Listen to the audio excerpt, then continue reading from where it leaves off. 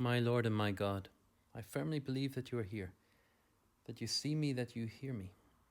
I adore you with profound reverence and ask your pardon for my sins and grace to make this time of prayer fruitful. My Mother Immaculate, Saint Joseph, my Father and Lord, my guardian angel, intercede for me. Now, if you can imagine yourself sitting by the shores of a lake, and today is the day for bringing in the net. So you can see yourself at the edge of the water, maybe a nice calm day, the sun gently reflecting off the surface of the water. And this is a day to bring in the dragnet, this huge net that has been placed out in the lake in order to gather fish. It's kind of an easy way of catching a big haul because you don't have to certainly go out in your boat and you're not sitting there with your rod, even going along with the boat with the net.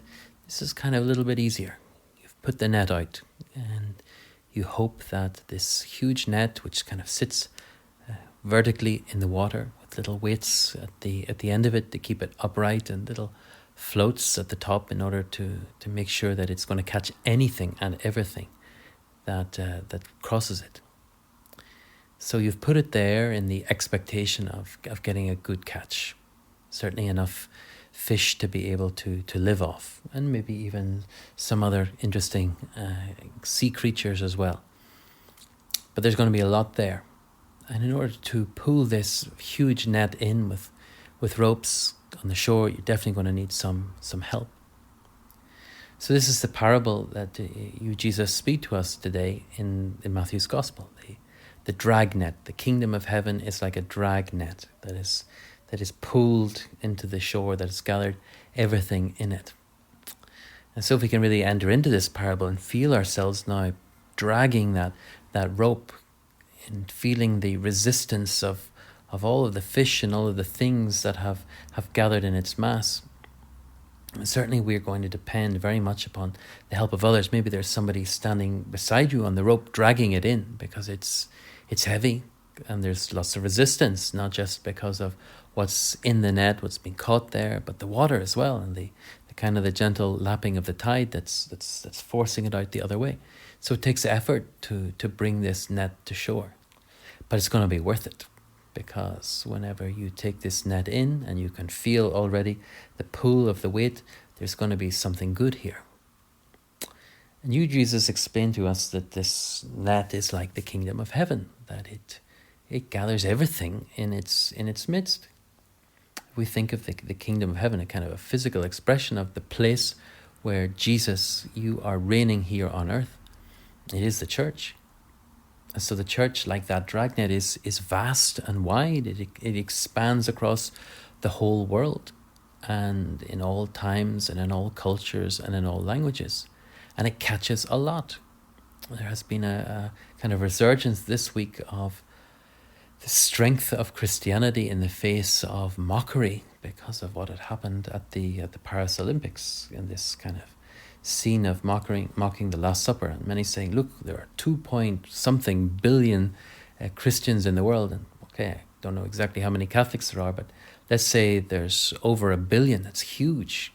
And this huge net which is gathering lots of souls.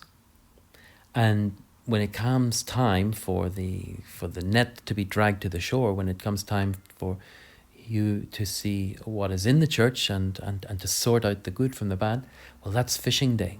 So dragging this huge net in, this physical net, to see what has been caught in it, you'll depend certainly upon the help and support of others. And then the separating that is done. When Jesus explains the parable, you explain to us, Jesus, you say that it's the angels that are doing the sorting. We can see very much that in the work of the church, in gathering souls, it's not something that just falls to one individual. So that's why I like to think of the pulling in of the net, which is kind of a part of the whole fishing operation. We will depend upon others in the same way that in the church we depend upon the help and the support of others in order that we will carry on up this inclined plane towards you, Jesus, towards heaven. And we need also the help and support of the angels and the saints, the church that we cannot see here on earth, but the church which is already triumphant in heaven.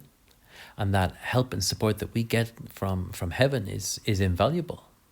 So in this work of dragging souls in, good and bad, we have this help and support of all of those who've gone ahead of us, but also the angels, the choirs of angels who are there to praise and magnify your glory in heaven, that they're also here on earth helping us to in the physical tasks that we need in order to come closer to you, in our praise, in our worship, in our goodness, in our striving for virtue, going to confession, going to mass, saying our prayers, saying the rosary, these little acts. There's an angel behind us pushing us and prodding us at times in order to come, to worship, and to maintain what it is that we are supposed to be doing as Catholics.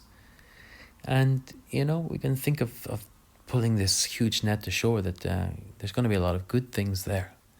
And if you're a fisherman, certainly on the day of dragging it into the shore, you're going to see what profit you're going to gain by all of the fish that's in it. And maybe thinking already of the different markets and the different tastes that this is going to satisfy. Well, look, there's also a kind of a perfect example of the church, that it's so broad and wide, not just in its institution, but also in its people, in the souls that are in it. We know many Catholics from around the world who are like us, maybe in the way in which we look physically or in our language, but also there are so many more besides. And that's the beauty of Catholicism. So many souls, all of whom will maybe cater to different tastes. But that's the beauty of the church. It can accommodate and it can accept all. And this is a comforting fact. The doors of our church, our physical building, are open to all. That Mass is a place where all are called to be, not just obliged to be, or that we can say, oh, you're very welcome, but you're called to be there by our baptism. We are called to worship you, Lord, and to receive the sacraments, sacrament of mercy and then the sacrament of the Eucharist, according to our need, and it is a real need. But all are called to that. All the fish, all souls can be caught in this huge and vast net. Not all are going to survive the fishing. So we're told that the angels will separate the good from the useless. Those things that just get caught in the net, little bits of seaweed perhaps, or dead fish, or pieces of wood, or crabs, or whatever it is, things that are going to do harm, maybe even to the other fish in the net, that they have to be carefully sifted out because they are of no use. And well, maybe we can sometimes look around us in the church and think, well, there's kind of a little bit of dead wood here, or there's a lot of useless stuff that's getting in the way. Well, that's up to God to settle out, not necessarily ourselves. We have to do the best that we can in order to be in a good relationship with you, Jesus, and to put you at the center of all of our human activities. But the sorting out is done by the angels. The sorting out is done by the heavenly court, whose obligation and whose task it is in order to get rid of the bad things. So it's a supernatural task, in other words, in order to purify and to sanctify the church of those elements that are positively doing it harm. Sometimes we might take it upon ourselves to kind of fight for the good of the church, and we find ourselves in a little bit of crusader mood. It tends to be a little bit more the preserve of what happens online in chat rooms or in message or comments that are kind of added to this. And this is kind of an ongoing struggle for people to know, should I comment? Should I say something about this? Well, let's not forget that the battle for the good of souls is also supernatural. It's for the angels there to protect us and to weed out what is going to be bad. In all of this, there are so many good things that happen on the day of fishing. So much goodness that is brought in, so much help and support that is given from heaven. And that draws us irresistibly closer to you, Jesus. So we give thanks for this beautiful parable which draws us ever closer to you, Jesus. We pray that through your grace and mercy we will be good and we will not be useless. We will not do harm to the net, to the church, nor to other souls. And Help us in our relationship with you, Jesus, in order that we can always be a wonderful and useful part of your church. I give you thanks, my God, for the good resolutions, affections, and inspirations that you have communicated to me during this meditation. I ask your help to put them into effect. My Mother Immaculate, Saint Joseph, my Father and Lord, my guardian angel, intercede for me.